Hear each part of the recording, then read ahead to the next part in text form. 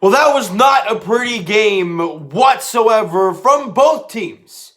However, the Indiana Pacers did deserve this one more, and that is why they beat the Toronto Raptors 129-114. Raptors now fall to 7-10 on the season. They dropped their mini 2-game win streak, but as I've always said, you lose one game, what can you do in the next contest? Now, it's not going to be easy. You have Milwaukee playing next, so that's not going to be an easy one.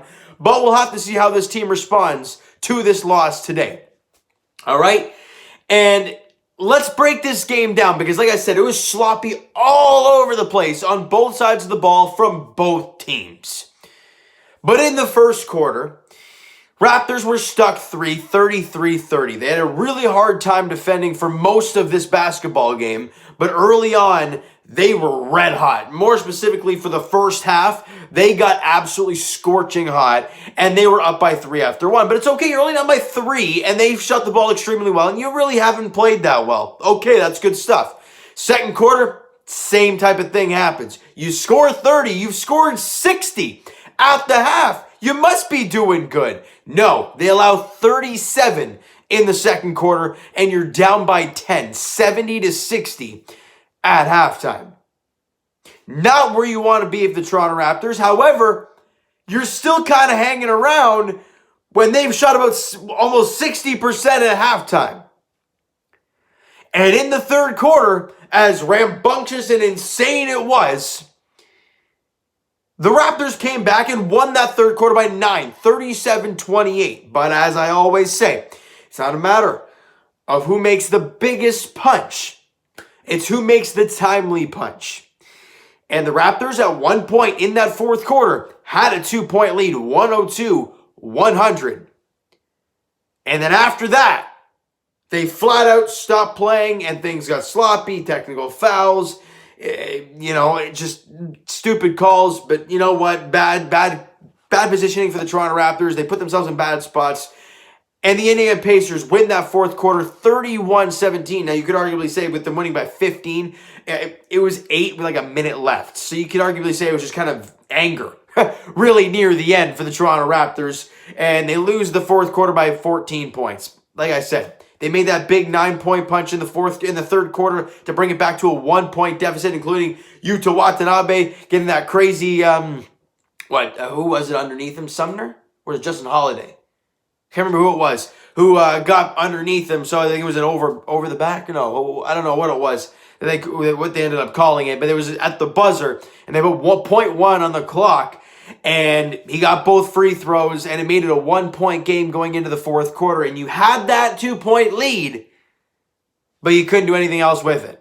You just kind of let up after that, and that was the game.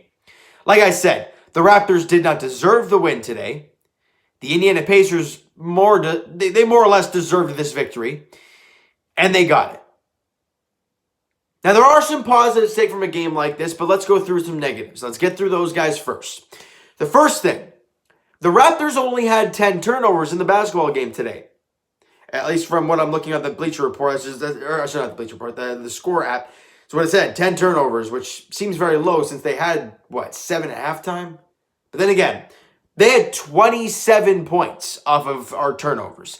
So if it was 10 turnovers, if that's actually a correct number, that's 27 points off of 10 turnovers. That's a lot of points off of those turnovers, and the Raptors only had 14. Big differential there, guys. Field goal percentage, look, you can look at the three-point shooting and say, well, the Raptors were only 4% less. They shot 37%. They shot 41%. And the free throw line, both teams shot very well.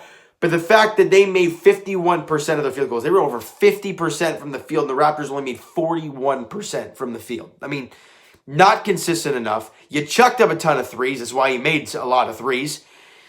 And you got some offensive boards, so that's you got a lot of second chance opportunities there, which was great. But you got to make your shots, and especially in the fourth quarter. And I don't want to hear anything about any excuses at all. Okay, I don't want to hear that Pascal didn't play, or Lowry wasn't good today, or OG left the game in that fourth quarter. If he didn't leave in the fourth quarter to get stitches in his lip, it would have been fine. We would have won the game. Well, you know what? I don't buy that one bit.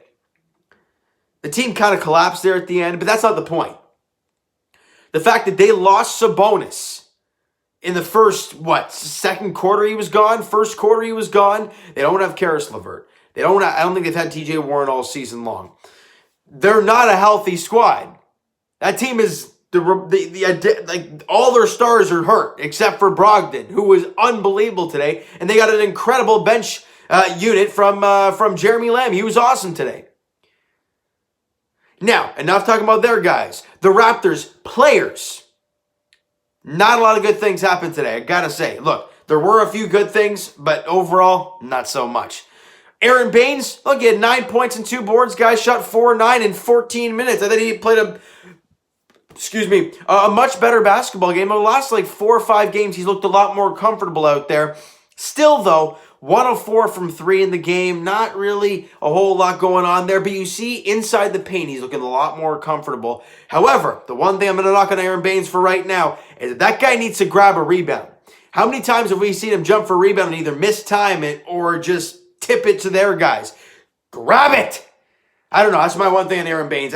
Nothing real crazy about it. But overall, like I said, he's playing a lot better than he had to start the season. Lowry makes his return to the Raptors lineup today after a 2-game absence where the Raptors have looked very good and won both games.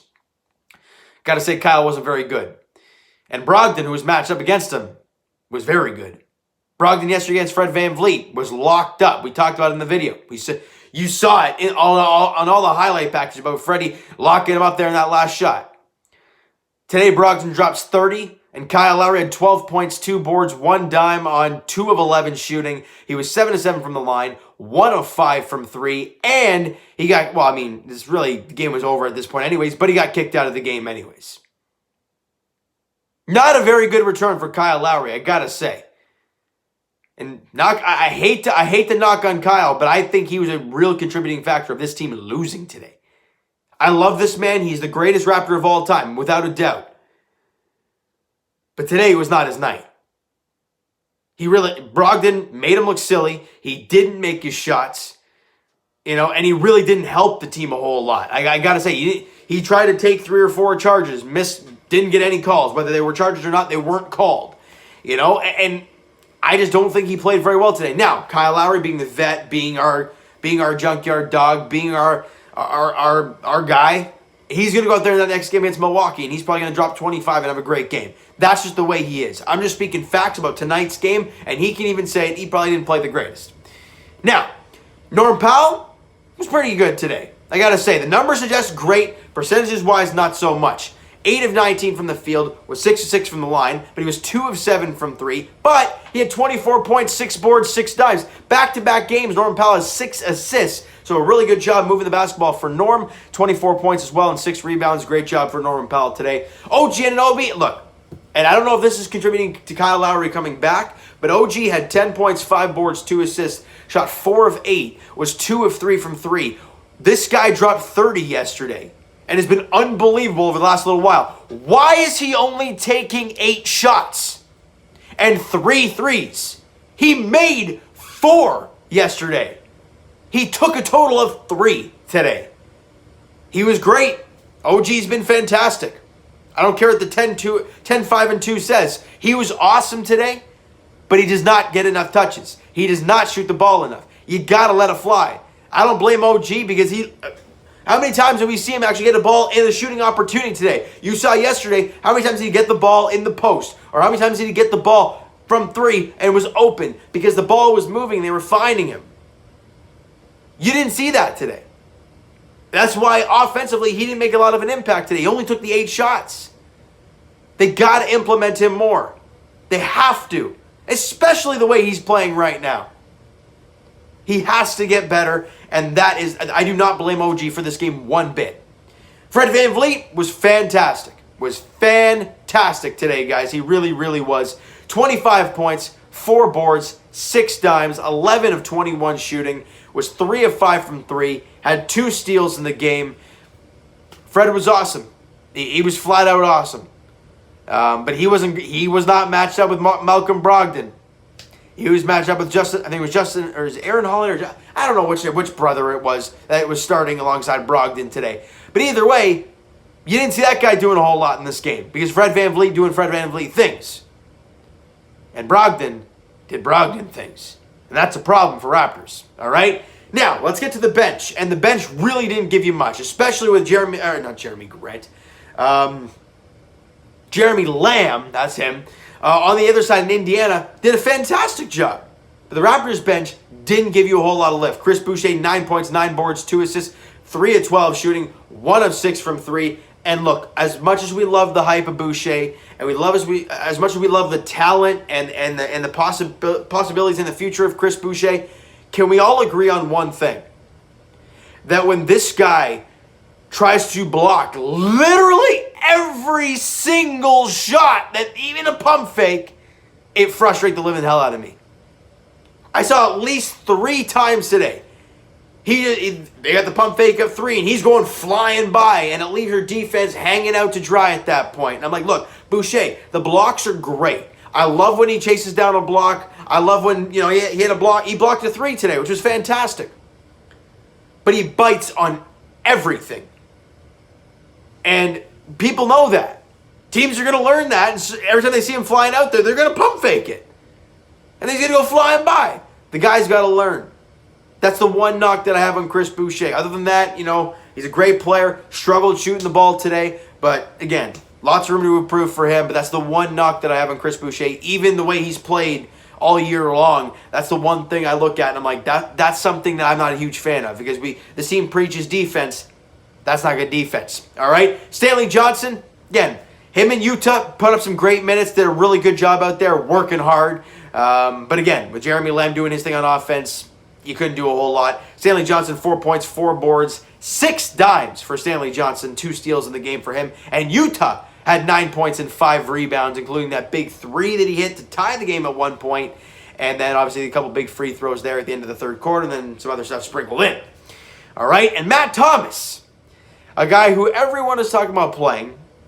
We do all know that his defense, especially this season, has been downright awful. And I understand why Nick Nurse is not playing him, but I don't understand it because you're not going to get better if you don't play him. He literally came in for 2 minutes today and had a 3-pointer, fouled a 4-point play. Just like that. And then he's gone after 2 minutes. And I'm like, really? Like, you got to give the guy an opportunity, especially when you're struggling shooting the basketball. That's my opinion. But anyways, I don't know how they're gonna implement that at all. All right. So that's it for the notes there, guys. That's all I got there. All right. So you know what, guys? That is going to do it for this one. If you enjoyed the video, and actually before we do that, we'll just quickly preview the next game. We already mentioned it earlier, but I'll mention it again. Raptors' next game is on Wednesday, 7:30 tip-off at Amalie Arena against the Milwaukee Bucks. Great team in the Eastern Conference. Raptors did not play very well today. Hopefully for that bounce-back game there to get back into the win column, right? That's what we always talk about. How do you do it after a loss? We'll have to see if they play on Wednesday night against the really good Milwaukee Bucks, all right? So you know what, guys? That's going to do it for this one. If you enjoyed the video and did not enjoy the game today, smack that like button. Do appreciate that. Hit the subscribe button if you guys have not already. Comment down below your thoughts on the video, your thoughts on the game, what you like, what you not like from today's game. All right, Twitter is down below for myself as well. Follow up, send me a DM, do all that great stuff. The Instagram link is down below, so follow up there if you have not done so already. And I will talk to you guys Leafs edition tomorrow, 9 p.m. puck drop. I will be able to do that video for you guys. The next one, probably not. All right, so 9 o'clock puck drop there in Calgary, taking on the Flames. Basically, second time, the second game of the back-to-back against the Flames. Leafs win the first one yesterday. I think it was 3-2, I think it was, in Calgary. So they've won 2 in a row, looking for win number 3 in a row tomorrow against Calgary. 9 o'clock puck drop there at the Saddle Dome. And as for the Raptors, as we talked about, Raps, Bucks, Wednesday, 7:30 tip-off there at Amalie Arena. Thank you guys so much for listening and watching. Hope you guys enjoyed the video. Talk to you guys then.